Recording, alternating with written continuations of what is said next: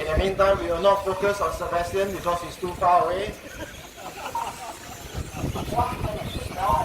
1 minute to go. 1 minute.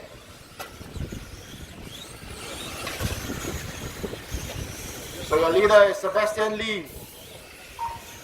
As it is, he already appears on too many of our videos because he's always nearest the camera. And Kern goes up to P2. 38 seconds to go.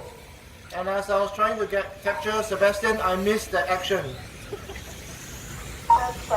30 seconds. Can Andy make something happen in the last 30 seconds? We are looking at 2 more laps after this. Andy jumps the curb.